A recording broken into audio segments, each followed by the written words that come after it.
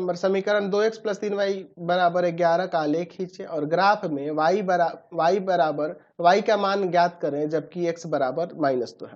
देखिए समीकरण दिया है 2x प्लस 3y बराबर 11, हमें कम से कम दो हल निकालना होगा। तो y बराबर यहाँ पे मान लेते हैं 1 रख देते हैं, ठीक है। तो हमें क्या मिल जाएगा 2x प्लस का 3 गुना में 1 बराबर में 11। तो 2x बराबर में क्या आ जाएगा, 11 में से 3 घटा दो तो 2x 11 में से 3 गया, यहाँ पे कितना आ जाएगा जी, आपका आ जाएगा 8। तो यानी x बराबर में 8/2 कट के 4 आ गया, x का मान 4 आ गया।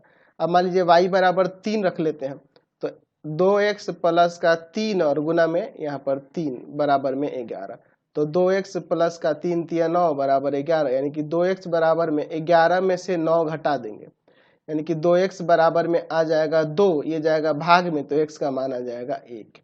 तो हमने जो यहाँ पे हल निकाले हैं, यहाँ पर दो निकाले हैं हल, उनका मैं यहीं पे चार्ट बना देता हूँ, यहाँ स्पेस है मेरे पास, ठीक है ना जी। ध्यान से देखिएगा, दो हल हमने निकाले हैं, दोनों को मैं यहाँ पे चार्ट बना के लिख लेता हूँ।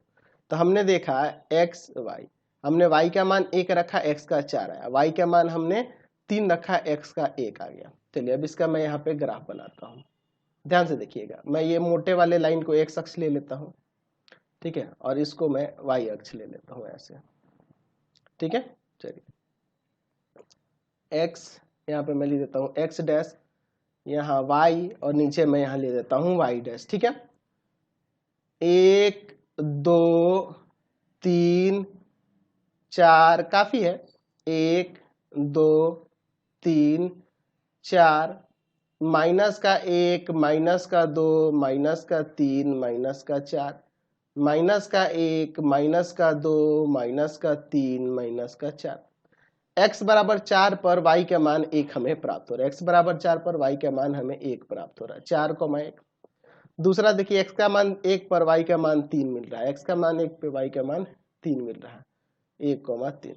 अब इन दोनों को मैं यहाँ से मिला देता हूँ, ध्यान से देखिएगा, इन दोनों को ऐसे मिला देता हूँ स्वतंत्र रूप से ऐसे,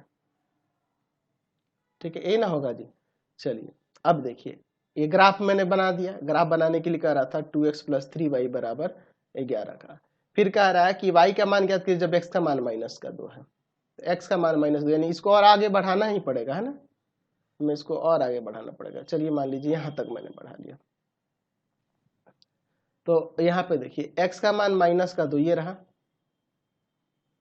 है ना, तो ये इधर आएगा ना जी, इसको आगे और बढ़ाना पड़ेगा, इसको भी, है ना, थोड़ा ग्राफ में हम लोग को ये आगे बढ़ाना पड़ेगा, कोई दिक्कत नहीं है। आप ग्राफ पेपर पे आपके पास ज्यादा स्पेस होगा, यहाँ दिखा दो।